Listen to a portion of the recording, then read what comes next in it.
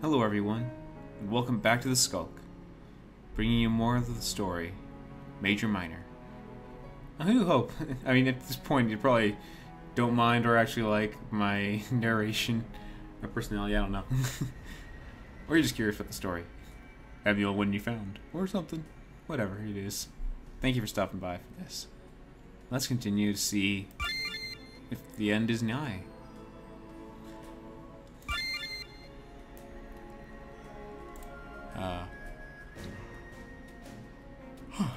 Alright.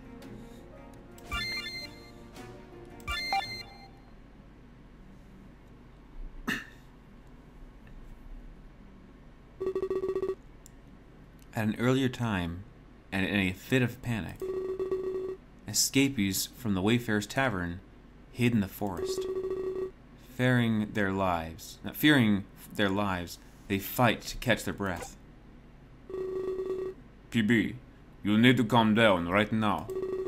We did everything we could. It's a miracle that we survived. Don't you dare tell me to calm down. Did you not see the same thing I did? They killed my brother, thanks to you.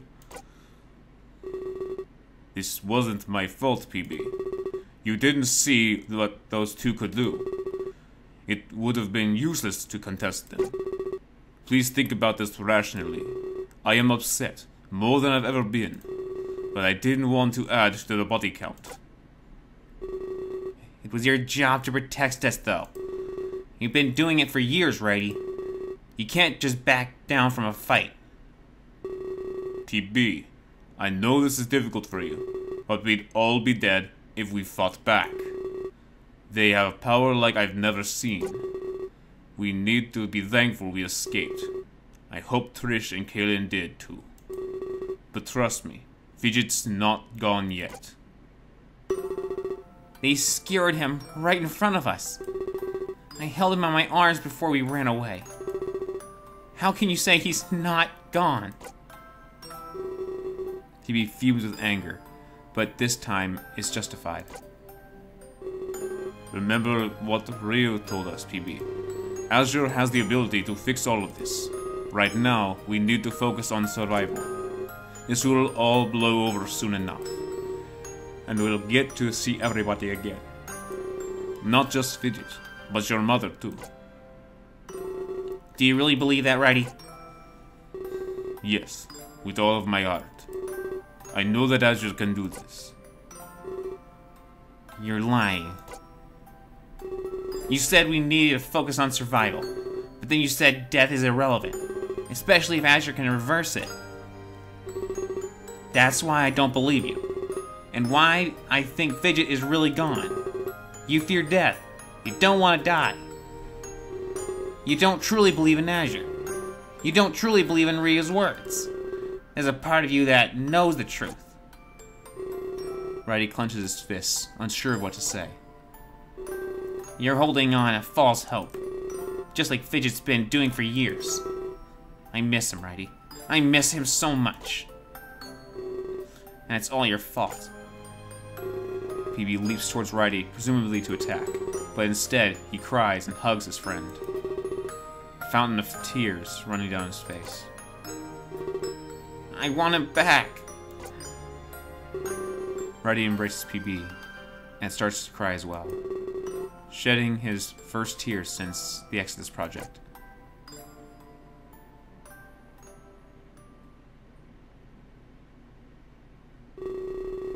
When I open my eyes, I'm confused by what I see. There's also a weird sensation in the back of my mind. For some reason, I think I see Righty and PB, but in front of me I actually see a rust hangar door. Hangar bay. I shake my head in an attempt to gain clarity. After a few moments, I notice Nagi approaching me. Were Righty and PB in some sort of danger? If that was the case, I'm sure Nagi would know. I'm sorry for the mess, Azure. This room doesn't get much use. I promise the rest of the ship is clean. Rest of the ship? What does that mean? This is my home, the Terminus. A flagship vessel built by the Federation, seized with force by my own hand. But please, follow me, Azure. This room doesn't benefit our conversation. It's merely an organic landing pod. Organic landing pad? Yes, it's able to transfer living beings, even if they are nowhere near the ship. As you can see, we don't get much company. He laughs, clearly a jab at the dilapidated room. I understand, though, it's like getting beamed up. He must have referred to us both, transferred us both from Terra's surface. I think you'll find this place beautiful. First impressions can be a dang thing. You must have thought I was ugly at first.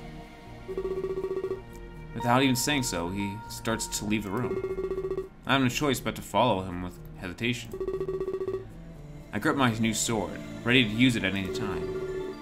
But when we exit, I see that it truly is beautiful. We didn't really do much. I don't need a save, but fine. I didn't even make a decision, so let's do that. Boop. Everything's pristine. It's glossy and white. Several computer monitors display incomprehensible data. This technology is so advanced I can barely grasp it. The Federation must be eons ahead of Earth and Terra. I stare in awe as I walk towards Nagi. He's walking fast, and I don't want to get lost. I have to run to catch up, as his stride is much larger. I'm taking you to the bridge. I thought it would be more fitting. No doubt you have lots of questions. I heard what your father told you, but there's a lot more to it than that. Stories are rarely ever one-sided. We turn a few corners, and I do my best to catch up. Nagi's demeanor is extremely different than I knew. I have some fright within me from our last meeting. A part of me fears that he might make a sudden move. But I don't blame you, Exodus. Wait, is that okay if I call you that? I think it fits you better, to be honest. Exodus, is that what it said? Father got to you first, it's a shame. Him and his people made a big impression. You're attached, and less open-minded. I have flashbacks to the first time I visited Terra. Righty got to Kyla, Edemian and Connor got to me. At that time, we sided with opposite parties. I even thought about this correlation in my mind, but it couldn't be as simple as that. It implies there's no good or evil at play. Nagi attacked the Federation, he admitted this, and to top it all off, he tried to kill me. I have a reason for everything I've done. You sat through Father's story, Exodus. I hope you can do the same for mine. We're almost to the bridge. It won't be much longer now. We can end this without violence. We turn a few more corners, and I see a large door. It's likely the entrance to the bridge of the ship.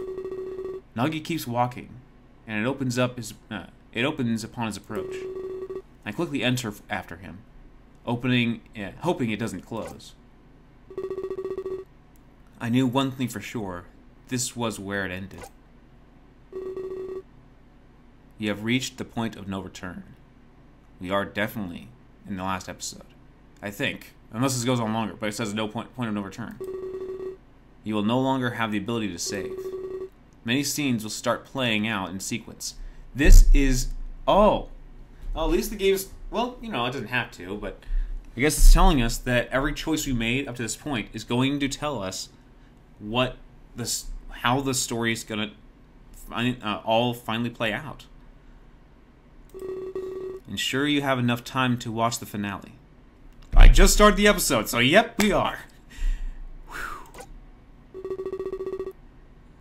As soon as I enter, I see Nagi standing at the terminal. don't know what he's doing, but he sure does. His fingers tap away at the touchscreen with expertise. After a moment, the window seems to open. Actually, they fade into transparency. I'm welcome to the void of space, and absolute black. It's littered with less stars than I expect. It's kind of beautiful, isn't it? This is the edge of your reality plane. You can see outside, but that's it. You don't have the technology to escape, nor the ability to see this far. You're the first Earthling to witness this. All of those stars, just out of reach, they're the Federation's core worlds. But what you're seeing is only a memory. They're so far away, this isn't accurate. That light is millions of years old. Like I've been told from my sisters watching all these things. If you see a star in the sky, that star could still be burning, or could have been dead long ago, and we're just still seeing the light that was still traveling from that far away. Amazing, huh?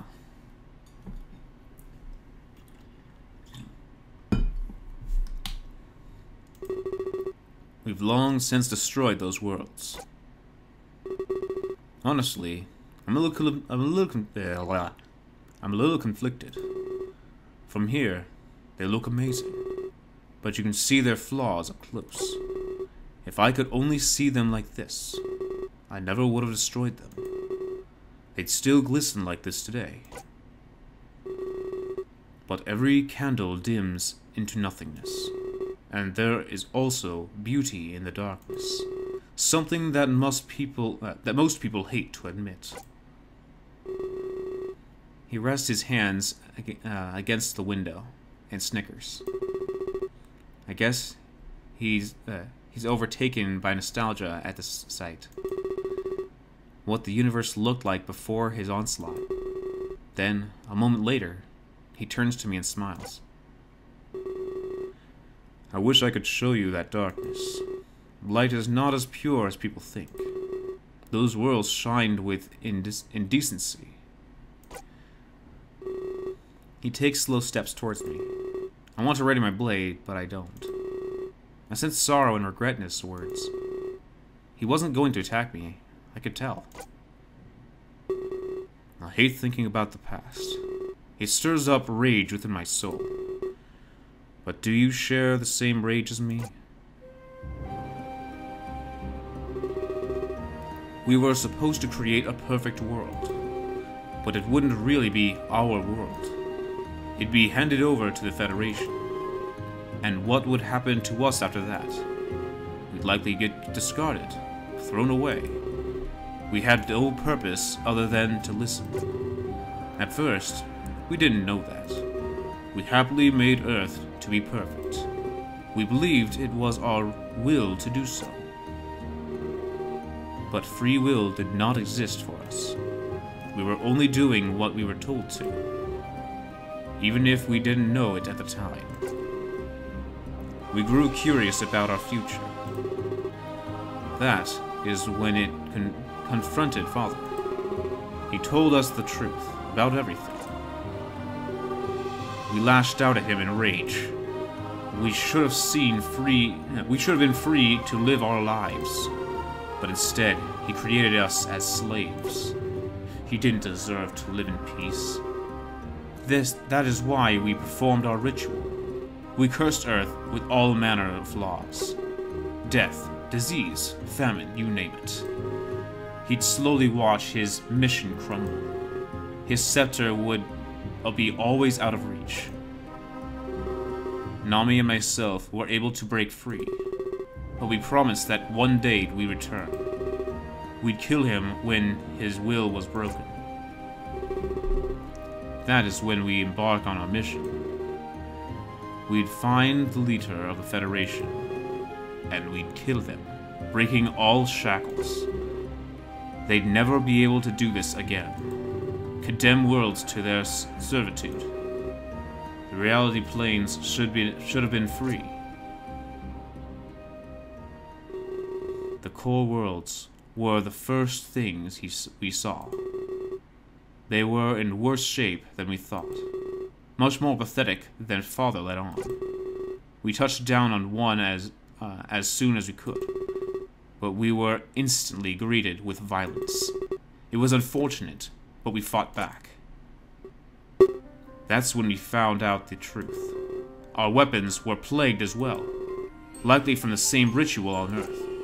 As we killed them, we grew stronger. We could convert life into raw energy. Suddenly, our goal became more realistic. We began traversing all of these worlds, and we saw the Federation's true nature. They could barely sustain their own people. Their need for new energy was apparent, but none of the planes were successful. The Federation was living its final days. You might think that we're monsters, but our harvesting was a display of mercy. These people were suffering so much. We used their energy in a righteous manner, by destroying the Federation entirely. No more worlds would suffer because of them. As we harvested, we interrogated. We learned where the Federation was run, and about its leader, its Imperator.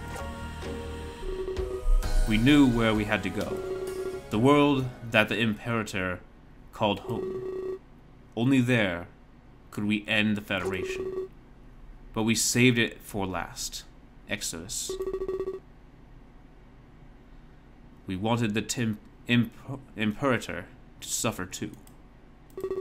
Much like Father would be at the same time. He'd see his Federation fall apart, and when he lost all hope, he'd die. Then the universe would be truly free. Our journey finally led us to the home world. We were all powerful, completely invincible. Sure enough, this world was a paradise. They weren't suffering like other worlds. The Imperator obviously did this on purpose, ensuring that he was able to live happily. We met with him and had a long talk. He stood by his morals to the very end. These experiments were for the greater good. He was civil, which was unexpected. His experiments led to so much suffering. He was the biggest mass murderer in history. Therefore, his end was very fitting. We killed him, but showed him no mercy. He was destroyed by his own experiments. We should have been satisfied, but weren't. Was there something else we had to do? That's when we discovered the Terminus. The Federation knew that they were dying, so they no longer sat around waiting. They built a ship capable of They built a ship capable of reality travel. They wanted to visit their reality planes, rather than waiting for them to break free. We seized the ship without hesitation. That's when we realized what to do next. The Imperator was not the true creator. Something or someone made the Imperator. The Federation didn't spawn from nothing. This entire universe was likely created. But what would hold such power? We needed to continue our harvest, but now we could visit the reality planes.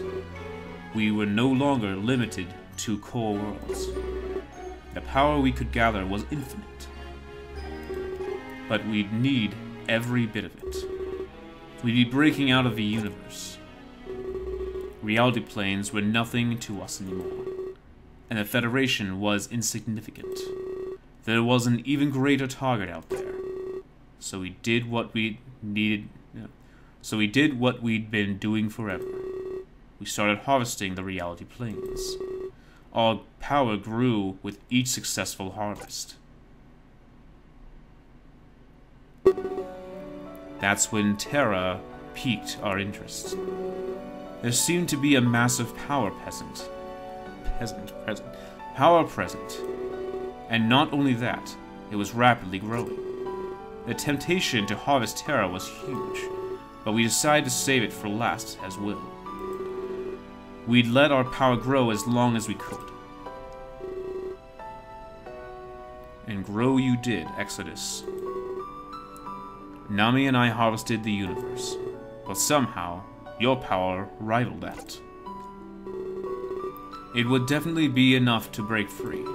That's when we decided to come to Terra. Nami was driven by her lust to kill Father. And who was I to get in her way?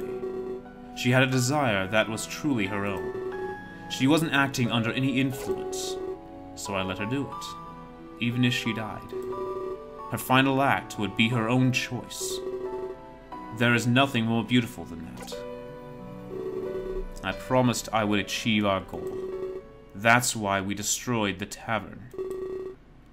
There'd be no need for it anymore.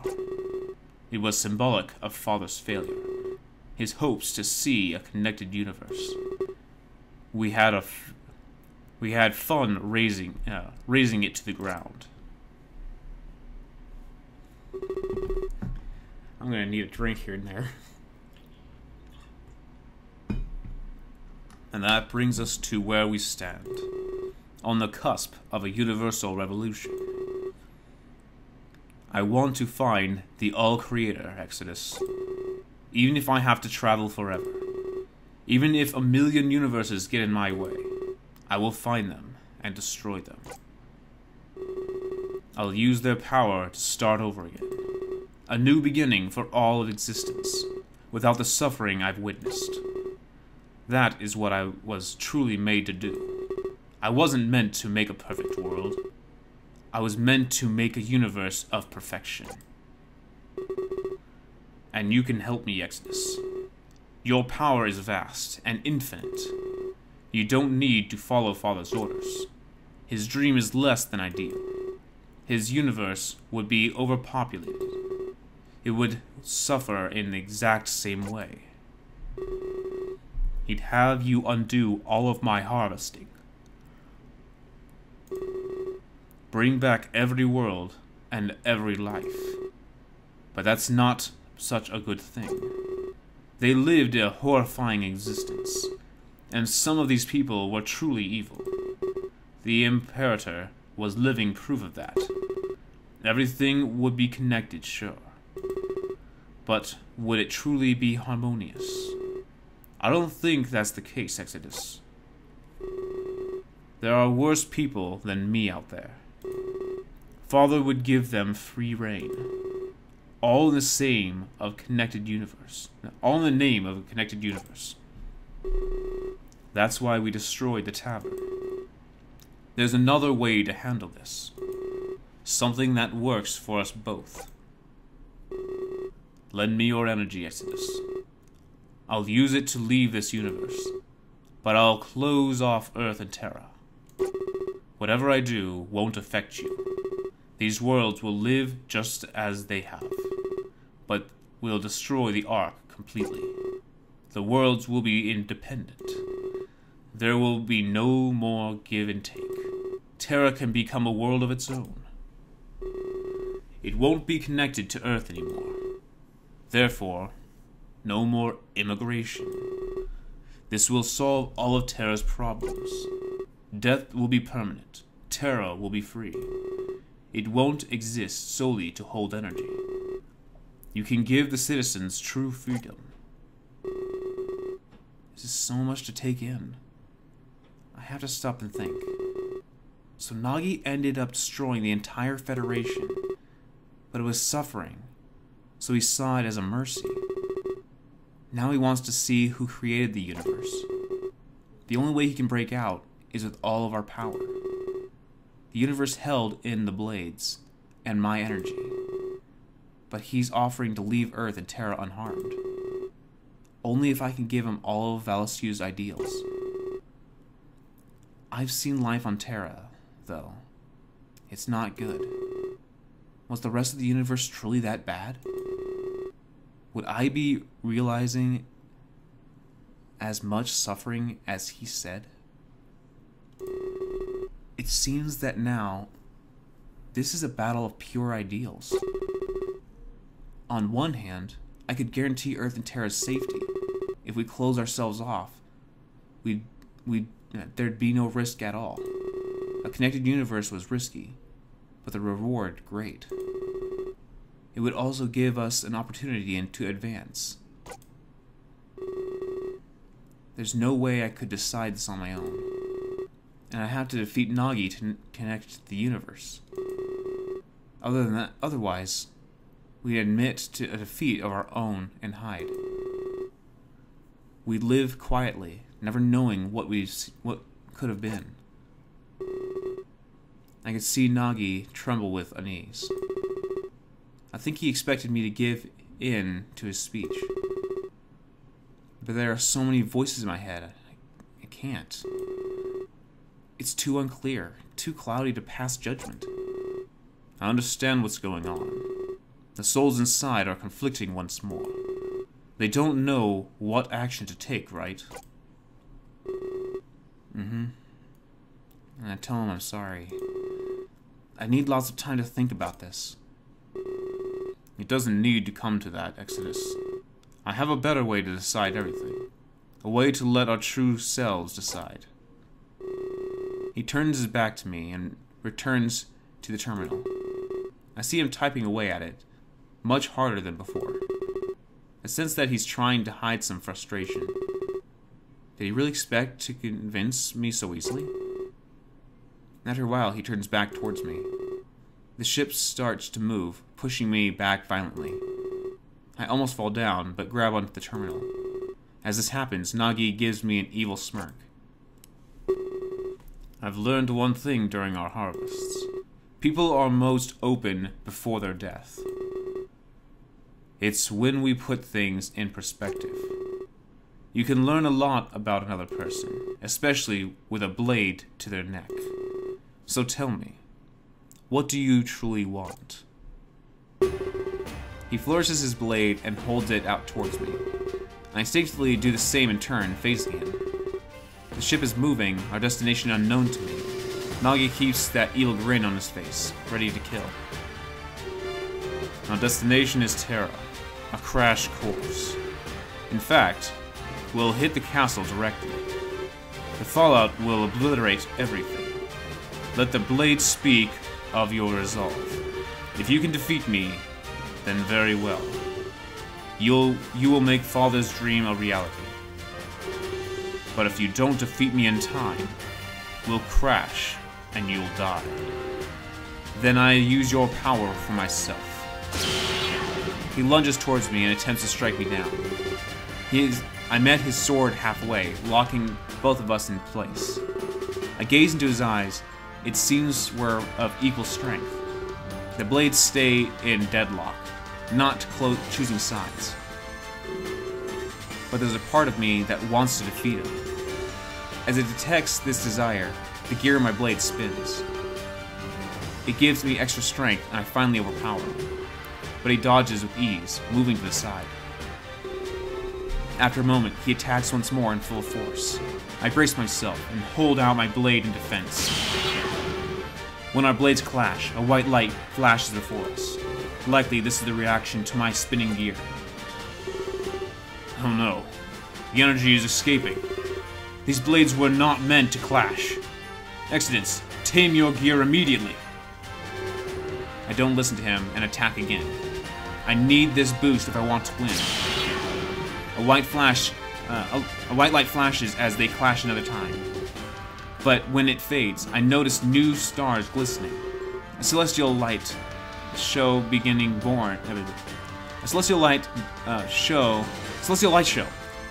born from the blade. Worlds long since harvested, finding new life. Don't be foolish. You'll undo all of our work.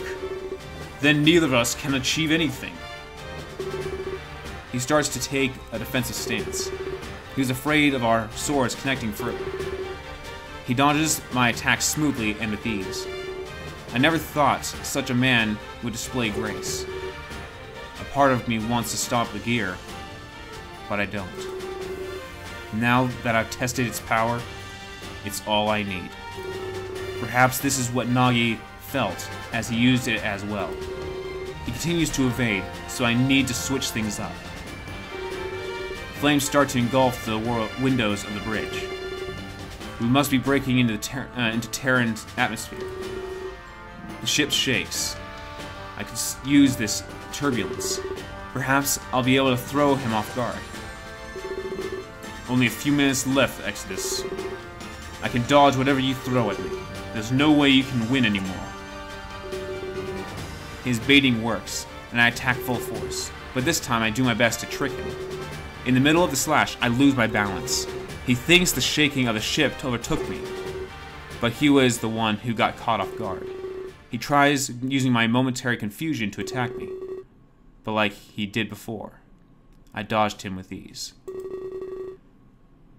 I turned around and drove the sword through his back.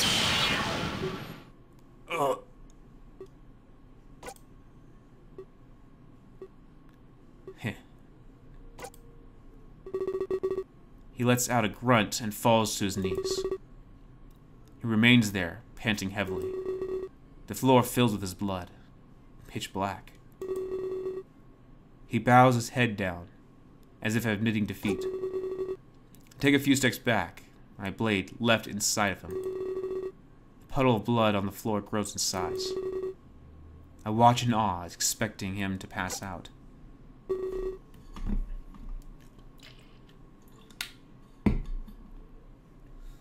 Congratulations, Exodus. You've done it. You've proven how stupid you truly are. He laughs as he raises to his feet. It was all an act. He reaches behind himself and pulls out my blade. Now he has both swords, and he wasn't even hurt. For a moment, I regret underestimating him. We aren't so quick to hurt, Exodus. We are both born from world stones. I'm surprised you thought it was over. But now I hold with both blades. Infinite power courses through my veins. There's no way you can hope to win this. He walks towards me, and I retreat in fright. But eventually, my back hits a wall. This is exactly like the ballroom incident. I look around in panic, trying to find a way out. No one can save you now. In fact, why should I even wait? You can unleash your power right now. A few more steps, and he's right in front of me. I know there's no use trying to run. I tried the same thing back when a deviant died. But this time, I wouldn't get sent back by a Rio. I often wondered if there was an afterlife. On the off chance that there is. Give Father my regards when you see him. And with that, he plunges both blades inside of me. I scream as I'm pinned to the wall of the terminus. My vision falters, and I look out the bridge window. The Terran surface grows bigger with each second. That's the world that wanted your help. You could have saved them, you know. I gave you a perfectly valid option. But instead, you chose to fight me. You chose a battle you knew you'd lose. And they will all suffer for it. Look at those beautiful forests, Exodus. It's the last time you'll ever see them. Or any Terran, for that matter. Souls will continue to travel here, but they will find only hell, engulfed in fire, burning for eternity. He plunges the blades deeper and makes the gears spin. I can feel my essence draining faster than before. He was right. I could have agreed with him back then, but now my last moments alive will be full of regret. My vision slowly starts to fade. It seems he'll activate our power at the last second. At the moment of impact, he'd leave this universe.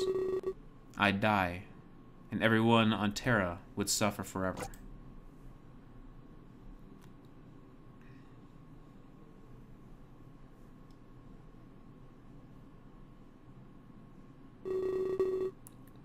But just like the ballroom, it wasn't over yet. However, instead of fear, these events bring hope. Not so fast, Nagi. He quickly turned to address the intruder. He's caught off guard as they've never met. But it's good to see a familiar face after this. And a part of me knows exactly what'll happen. Acheron, do it now. While Nagi is confused, Ryu makes his move. He dashes towards me and pulls out one of the swords. Then he returns to the center of the bridge, smirking. He points the blade at Nagi, completely determined. So, we finally meet. Valsky's creations together at last. We sure screwed up the first time around. You're the other one, then? You foiled my plans in the ballroom. Brother, do you have a death wish? Nagi turns to me and tries to take the second blade. But before he can get to me, he's stopped. Going somewhere? Acheron quickly removes the other blade. I fall to the ground in a puddle of my blood. But they have both swords, free to kill Nagi. They stand there, pointing both towards him. You two, explain yourselves. I demand you tell me what's going on. Like you did to all the others you killed? Don't make me laugh. You don't deserve it. Today, we erase the scourge from the universe. Ryu lunges forward, stabbing Nagi straight through. The larger man stumbles back, groaning in pain. Acheron, let's end this. Destroy the cause of so much suffering, and give a brighter future to everyone. Couldn't have said it better myself. You know, I thought I won the battle. But now I know this is truly the end. He follows after Ryu and stabs Nagi as well. They both look at each other and give a firm nod. They activate the gears, and Nagi screams in agony. You fools! You can't defeat me! I am the embodiment of death! A force more powerful than anything! Acheron simply laughs. And I am the embodiment of life. For the first time, it has prevailed. A new force will govern the universe. The white light engulfs everything. I can't see it. But I can feel energy, and then a lack of it. Almost as if Nagi was now a part of their blades. Have they truly defeated the man who created her? I bring myself to my feet and my knees tremble. I call out to Ryu and Acheron, hoping they're alive. Perhaps their energy was put into the blades as well.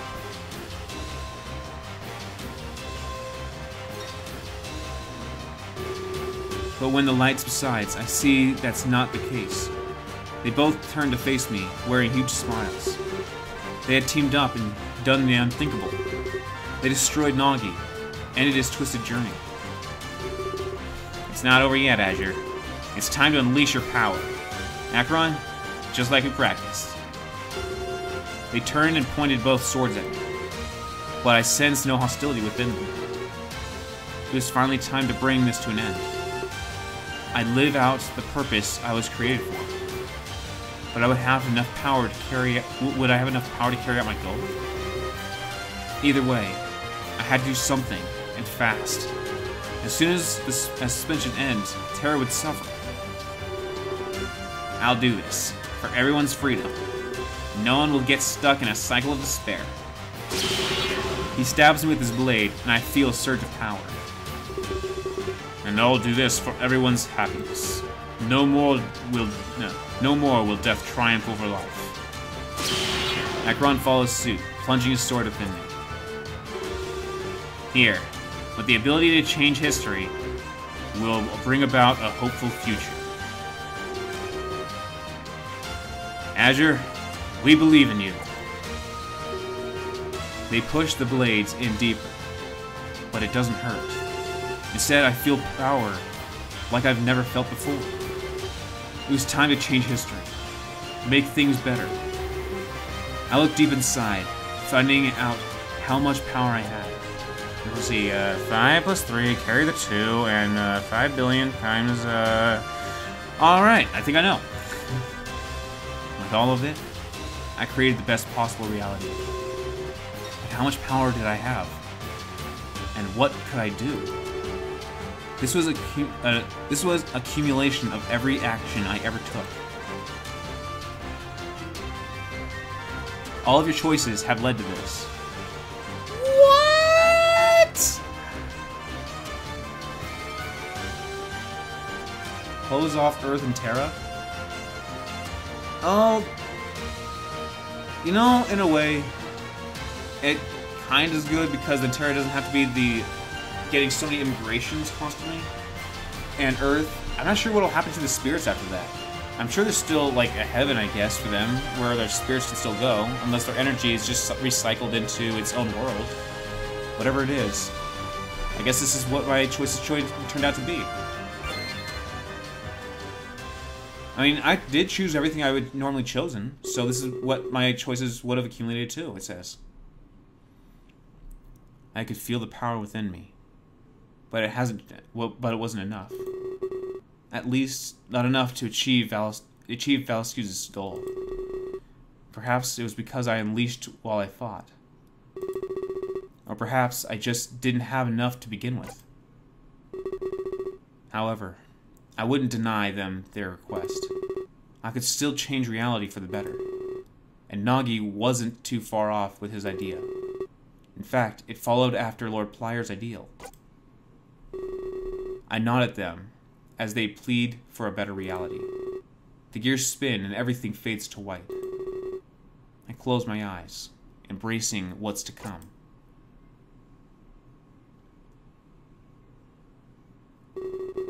I knew that my journey had finally come to an end.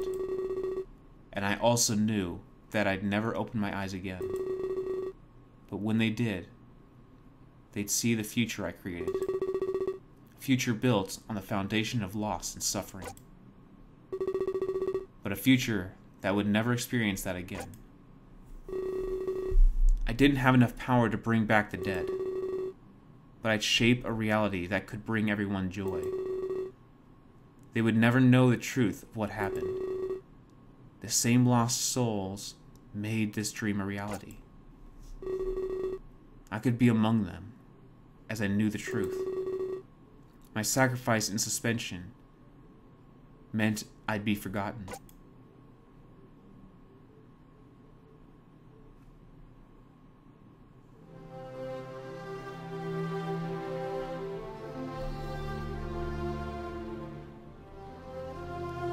So, I couldn't bring back the dead. After everything subsided, Righty and PB head home. But only the raised ruins of the tavern greet them. It wouldn't be long until they noticed what happened. Immigration subsided. Terra would get no more visitors. Righty, I can't believe this. It's almost like it was never even here. I'm sorry. You were right about that woman. There's no need to apologize, PB. I have a feeling her reign is over. No one will have to suffer like this again. PB takes slow steps through the rubble of his home. He kneels down and picks up some broken glass. It's still a little hard to believe. She destroyed almost everything inside. PB laughs as tears stream down his face. He holds the piece of glass close to his heart. No, not everything, Righty. This one is Fidget's doing. Only he could be this clumsy. Righty approaches PB, inspecting the broken glass. They share a laugh, finding momentary happiness. Nagi was wiped from the annals of history that day. Only Nami remained known for what she had done. But so too would the child of Exodus be forgotten. The citizens of Terra thanked Velasquez instead. The immortal king's reign had indeed come to an end. But he left in his wake a world of joy for all. It shouldn't take too long to rebuild. I mean, I did it the first time around, and I'm not bigger than I was back then. I'm a lot bigger than I was back then. No, I'd say there's no need, Righty. It's time to turn in another page. Perhaps I can finally move on now. They stand together in the rubble of their home. PB was right. They had to bring a route change. In that moment, Righty set his eyes on the throne. A PB set his eyes far, far away into the unknown.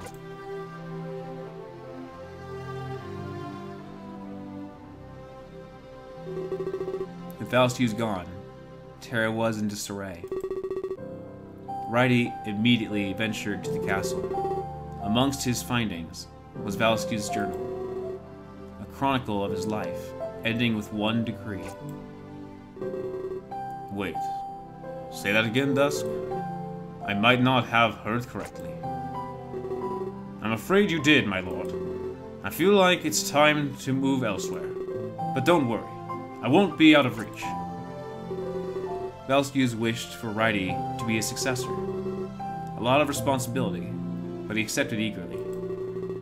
He always had his expectations with Velasquez's rule. But now, it was time to lead Terra in another direction. The decree may have been dated from their past. Righty and Velasquez used to be great friends, but a royal decree must always be honored. And so, Terra found its second king. But a change in power brought about other changes, including the departure of Dusk, Velasquez's advisor. Righty's rule would be different in so many ways. I have to say, I'm a little shocked, but not everything can stay the same. I wish you all the best. I truly do. It means more than you know, my lord. Please, accept my peaceful registration, and may our reign be ever prosperous. He bows before leaving the throne room. It was the final time he'd set foot inside.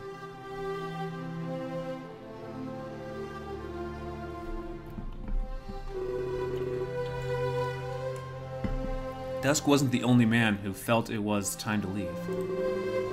There were others who didn't fit into Righty's rule. However, this gave them an opportunity to grow. So what? You're just leaving for good? PB, isn't that kind of hasty decision? I feel I've always wanted to. But I had things tying me down, you know? Actually, when you say it like that, I know exactly what you're talking about. So, do you have any idea where you're going? Not really. But that's the glory of it. There's so much uncharted territory here. Lots to see. Even more to map out. You a cartographer? How hard can it be? I taught Fidget how to draw, you know. And look how that turned out. What is that supposed to mean? Nothing. Calm down, little guy. I just meant maybe you can use help. I'm not sure what I should do next either. Does that sound like something we could do? You might need some second opinions. Or at least someone who can protect you. Yeah, but I don't have any money. So don't come expecting a huge paycheck. That's okay. It's not money I want anymore. Besides, that could help future generations. I'd love to be tied to something like that. Very well. I want to leave tomorrow. Do you think you can be super early? Yeah. I can do that. Connor lets out a sigh of a slight laugh at the situation. Wait, what's so funny? Nothing. It's just kind of interesting. We'll be real wayfarers now. Wayfarer's Tavern. While some left Righty's side, others flocked to him. He created a network of trusted friends by his side. This way, he knew that he could trust those around him. Wait, could you say that again? I want you to be my advisor, Kaelin. We've been through thick and thin. I know I can trust you with everything. Besides, I know how strong you are. You protect me. I'll protect you. No one can survive alone in Terra. A royal advisor, huh? Can you put up with my attitude? Honestly, I find it endearing. Good to hear after a long day of work. You tell it like it is, Kaelin. That's something I need. Well, when you put it like that, I don't think I can turn you down. Do I get my own wing of the castle? Righty laughs and shakes his head to Kaelin. I don't even get my own wing. I just get this little throne. I just get this little room here. But honestly, it's all I need. I may be the king, but this is the only room I get. Alright. Then which throne is mine? Now there's something we can negotiate. Which one would you like, my friend? This is all I get, I'm kidding. I get this one room. The structure of Terran royalty continued to change. While some left the castle, others arrived. But no matter what, they all had one thing in common. They were all taking life in a new direction. I guess that's all of it. I never thought I'd live to see this day. The Immortal King sounded rather final. No one is really immortal, Dusk. There's always some sort of catch. It was just his time to go, that's all. I guess you're right, son. And now it's our time to go. Do you think you can carry that? It's just a box. Alright. Just don't want you carrying too much. And you're sure you know where you're going? Please, stop coddling me, Dusk. You may have been my boss, but not anymore. You left the king. I'm just helping. Sam walks away, carrying Dusk's belongings. But as she leaves, someone else enters.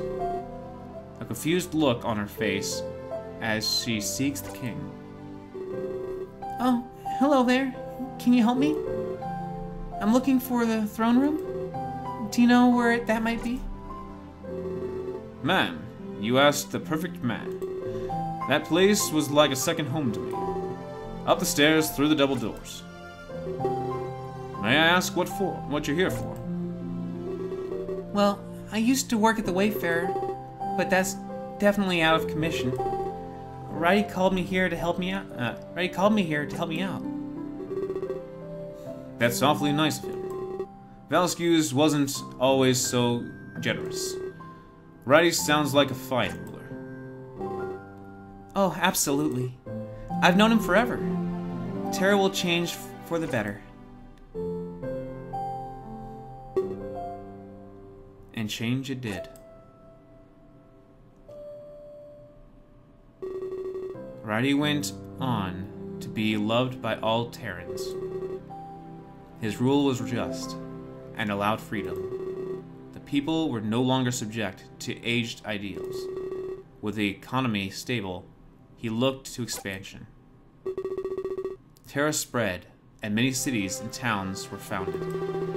All of these were able to govern autonomously. Elected ambassadors ruled them and reported to writing. Within reason, they could give in to people's desires.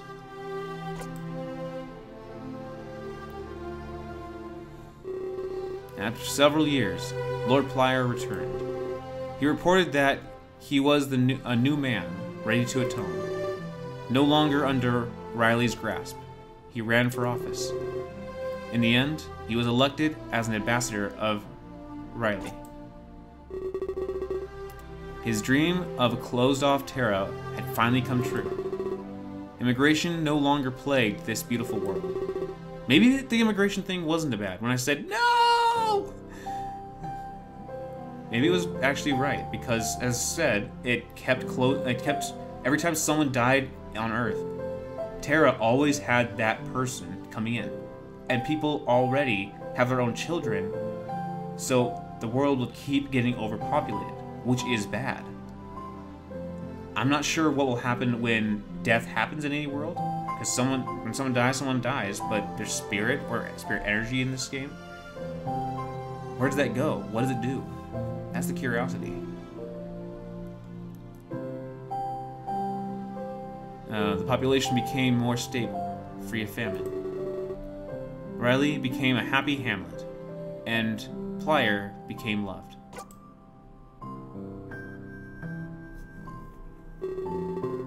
Dusk and Sam ended up as work partners once more.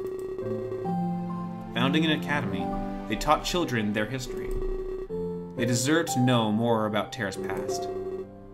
Most importantly, the lesson of the Immortal King. Their academy started an infinite cycle of knowledge. When they died, the children would take their place. They'd pass this knowledge down, and it would repeat. This ensured that nobody would ever forget the past. Trish had no choice but to leave the Wayfarer behind. Both PB and Fidget were no longer in the picture. Accepting Riley's offer, she worked in the castle. The rest of her life was spent perfecting her art. And over the course of several years, she did. Terrans would travel far to taste her concoctions. She brought an influx of tourism to Riley's castle. But unlike Valescue's, his gates were always open.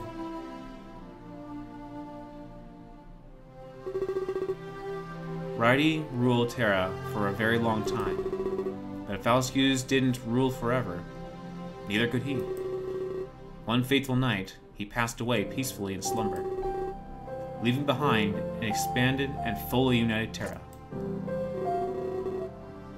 He was remembered as the greatest ruler they ever had. People traveled the world over to pay him respects. Dusk and Sam's academy had a new lesson to teach. The story of how Terra truly became a paradise. It was decreed that Kaylin would rule in his stead.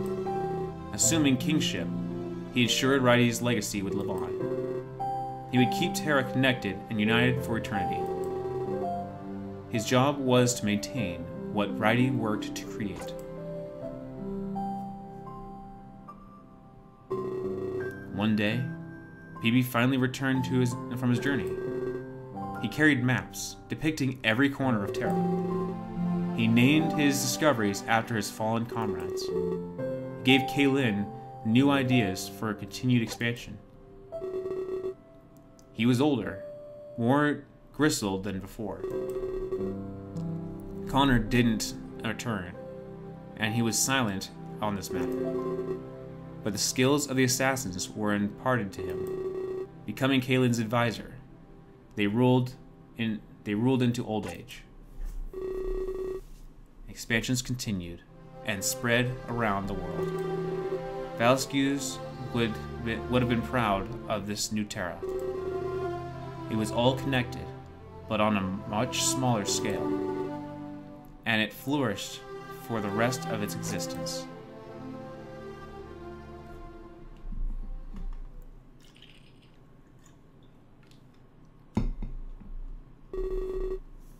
Earth, however, would remain unchanged. After exiting the bunker, everyone regrouped. Heading back to Tokyo, they continued their plans.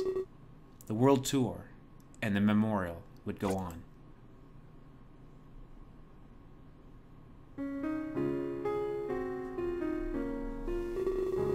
Sinjin and Numi returned to the convention center.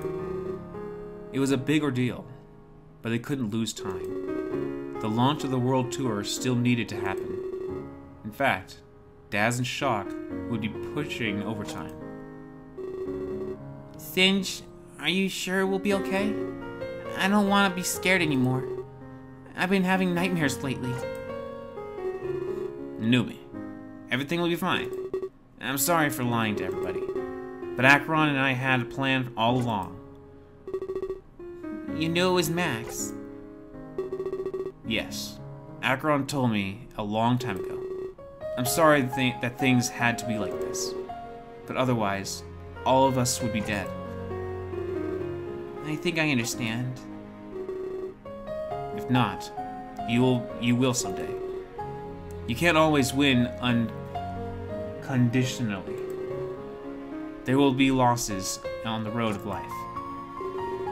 I just wish it didn't have to be bro. Trust me, I feel the same way.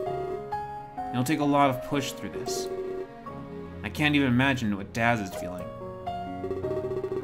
And it's all because of Maxine Armstrong. I heard someone say they executed her. She probably deserved that, right, Sinj? I can't say for sure, Numi. The world doles out justice in strange ways. You can see that after all that's happened. I guess, but you know what they say. The punishment should fit the crime.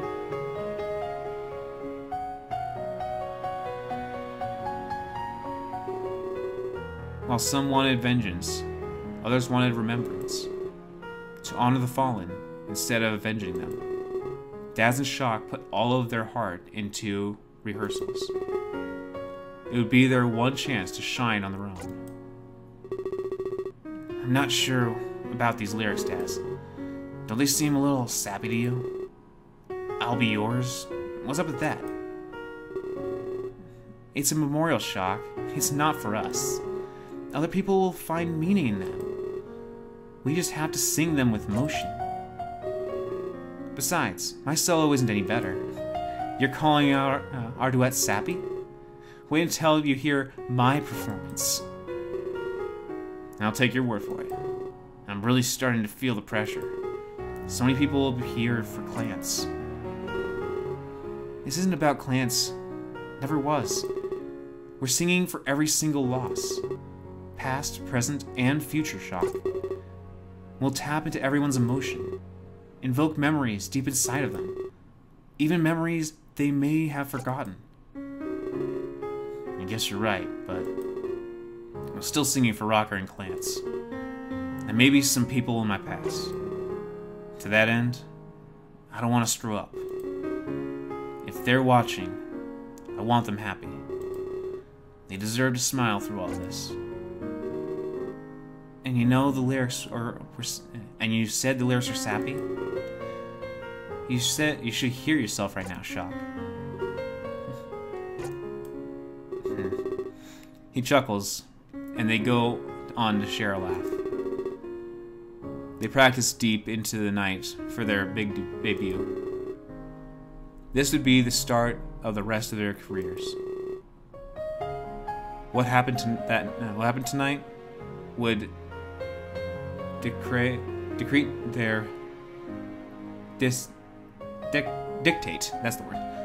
their futures.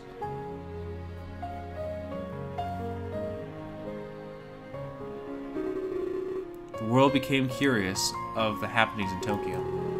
Murders, explosions, arrests. It was interesting. Luckily, a local expert had all of this covered. Fukamundo here, live from Tokyo. What a turn of events we have, folks. Instead of protecting us, she killed. That's right, Maxine Armstrong. I reported her arrival just the other day. It turns out she had sinister intentions. But her reign of terror is at an end. I have exclusive news for all of you. Late last night, she was arrested.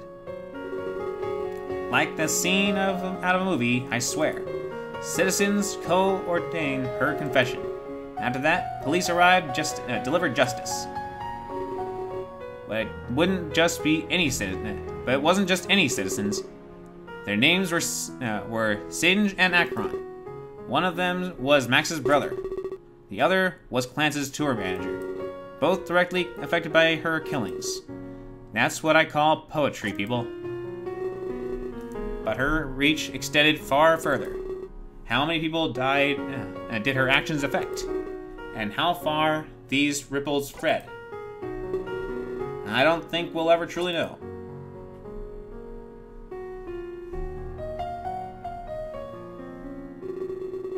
While Rook survived, he found his calling elsewhere. This left Jade and Singe alone to plan the world tour. Though he'd be in attendance, he wouldn't be involved. To that end, the two remainders plot their next action. He could have picked much better timing. There's so much to do in just one day. Do you think we'll be ready tomorrow night? It'd be the first time, Jade. It wouldn't be the first time, Jade. Life takes us all in many directions. It would be wrong of us to impede Rook.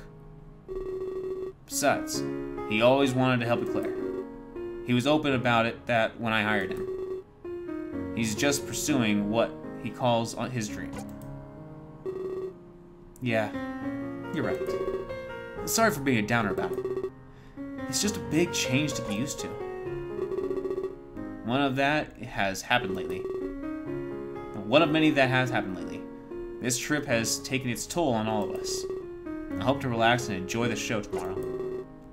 But that probably won't be the case. There's always something, you know. The manager's work is never over. Jade smiles and laughs. Unless he delegates it to his assistant.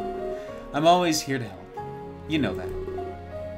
You should go and enjoy the concert, Singe. You do that for me, Jade? I wouldn't be able to thank you enough. I never get to enjoy these things proper. Absolutely. Whatever you need. You'll always have my undivided attention. I fully devote myself to your cause.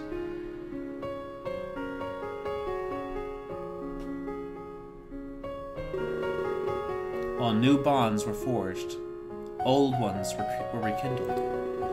A large lineup gathered at the doors of the cafe chat. Rumors spread of Rook's return, a famous male host. That and the revival of Akihabara's star couple. Hey there, welcome to Cafe Chat. Is there anything I can do for you today? Oh, you want to make some reservations? Just a moment. Eclair turns to the side and calls out for Rook. With him back in the picture, everything was easy. She truly missed the days when they worked together. And now that they were back, she was full of joy. Oh, more reservations, you say? Unfortunately, we're booked up for months. Can we set a date that works for you? Rook hands the customer his tablet. Displayed on it is all of the reservations. The customer quickly points out that tomorrow is empty. They have high hopes of booking a session. Unfortunately, we have a concert to attend. I wish we could fit you in, but we can't. You'll have to look at a date in the future. The customer sighs and gives up. But they don't want to leave empty-handed. They pass their phone to a friend and step forward. They want a picture with a famous star couple. Oh, a picture? I'm not very good at those, I'm afraid.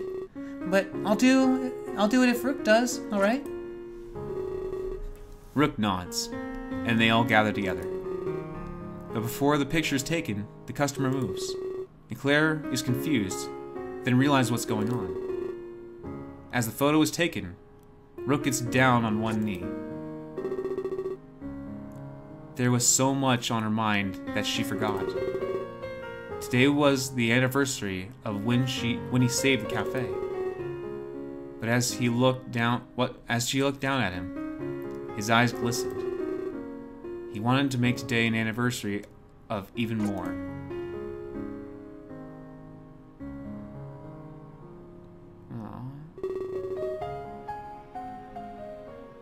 Everything had been building up to this moment. Not everyone was here, but they were together in heart. Anxiety intensified as their debut loomed ahead. There was more on the line for them than anyone knew. Daz, I don't know about this. This must be what they call stage fright. Any chance you can handle it on your own? No way. If you run, I'm coming too. But we've gone too far to back out now. They don't deserve an empty stage. Remember what we're doing here tonight. A performance for all of Tokyo. A memorial for the Midnight Deaths. And the launch of your career as well. There's way more pressure on you. Thanks for reminding me. Anyway, are you all prepared? I'm still worried about my piano work. There's a few trick chords in there. I'm worried about singing in general. I've only ever provided backup vocals. They expect me to lead our duet tonight. You have a beautiful voice, Shock. It's time we both step in the spotlight. Just do it like we rehearsed. It was great. Outside, the crowds buzzed in anticipation. They'd waited a long time for this day. Of course, it wasn't the concert they expected, but they gained joy from its newfound purpose. This joy made its way to Shock and Daz, and anxiety within them slowly withered away. It was time to be proud and honor the fallen. Tonight, they were the heralds of Tokyo's morning.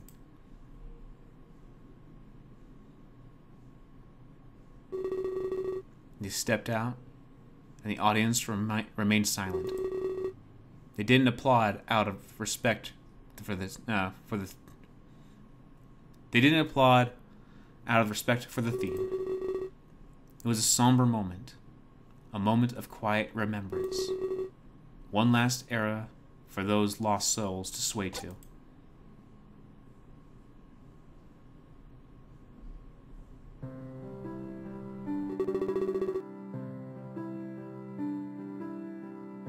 This world I see, it calls to me.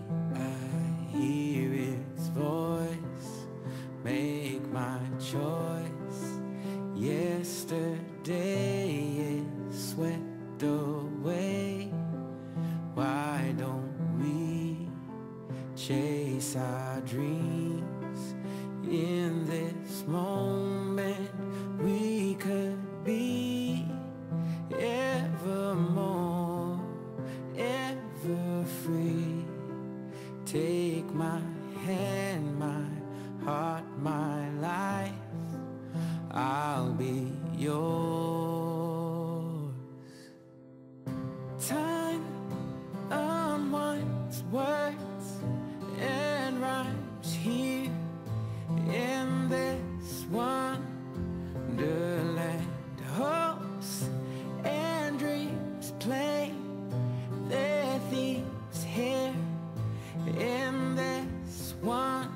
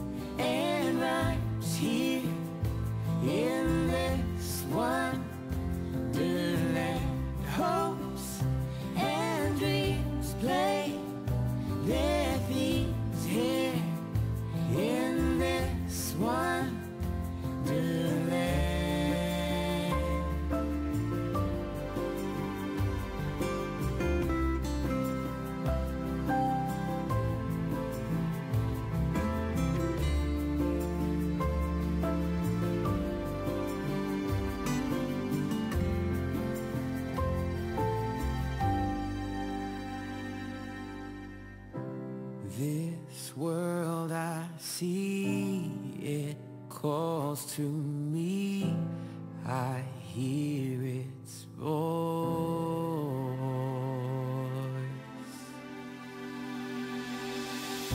Time unwinds words and rhymes here in this wonderland. Hopes and dreams play their themes here in this wonderland.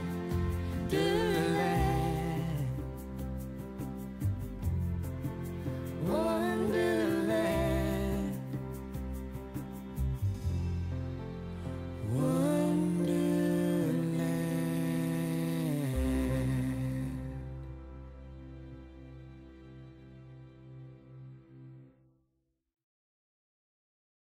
After their memorial concert, they made it big time. They traveled for years, entertaining the world. Shock took up philanthropic work when he had spare time. Daz, however, always poured her heart into performing. In the end, she easily surpassed Clance's popularity, but she never forgot the man who gave her this chance. Fukumundo's reporting turned many heads overseas. He was recognized for his coverage of Tokyo's crisis. An international corporation handed him a job offer. Leaving Tokyo, he moved to America to pursue his dream. He became a reporter known for his honor and integrity. Never again would he resort to tabloid journalism. Singe managed idols for the rest of his days. He loved his work and devoted his life to it, all while becoming a father to the young Inumi. But he grew old and needed to plan the future. He ended up teaching his son how the business worked. When old age took him, Inumi was given full control. His days were spent honoring the legacy his father left. Cafe Chat quickly skyrocketed in popularity. Everybody heard that the star couple had returned. Rook and Eclair made a future off their services. But in this industry, they needed youth and vigor. As they aged, they trained others to take their place. The company was left in good hands when they retired. However, they'd often come back for the experience, even if they couldn't resist the legacy they created. Jade and Singe grew closer over the years together. A relationship formed where no one expected it. Each took the burden from one another with joy. They committed themselves to each other and work. That commitment lasted the rest of their lives. In the end, they left the world with no regrets. Shock and Daz left behind many chart-topping hits. Rather than fighting over the spotlight, they did duets. They were true stars, loved by the people. And interacting with fans was their greatest passion. But their career came to an end with their old age. Settling down together, they focused on Shock's work. Together, they founded several popular charities. Their lives were henceforth devoted to giving.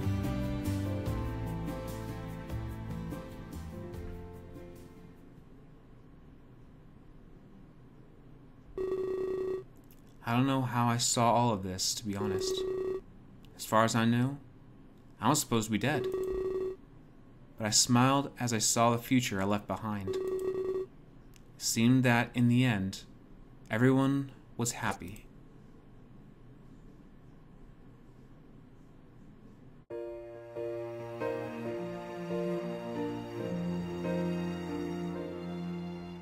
What's your story? What's your plan? Where you going to? Where do you stand? In this moment, take a chance. Feel the light shine down. Live your life out loud. You can dance.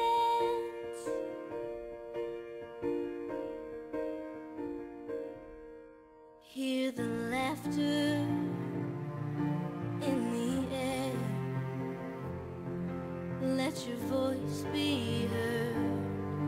If you dare, take the high road to your dreams. Let the world see how life could be right now. Come with me.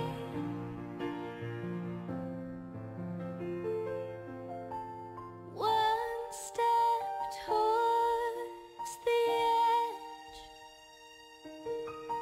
What will happen next? Every moment tells the story of our lives.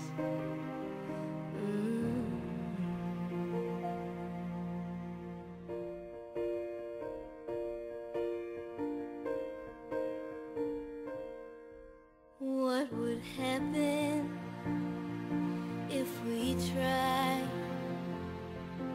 Could we spread our wings and learn to fly? And together we could see that the world is ours. We can shine like stars. We can dream. Oh. We can dream. Yeah. We can dream. Oh. We can dream.